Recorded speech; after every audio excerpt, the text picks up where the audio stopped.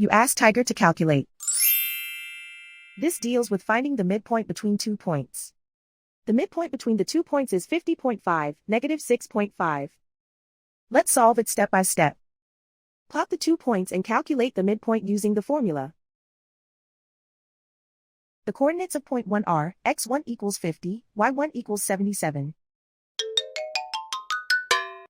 The coordinates of point 2 are, x2 equals 51, y2 equals -90.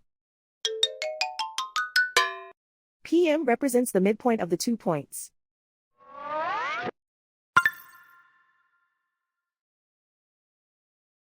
Use the x values in the midpoint formula to find the midpoints x. x1 equals 50.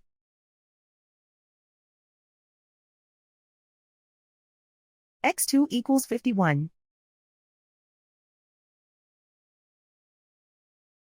Simplify the arithmetic.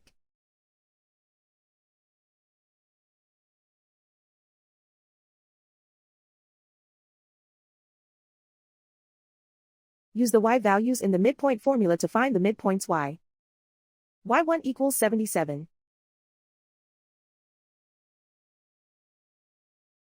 y2 equals -90. Simplify the arithmetic.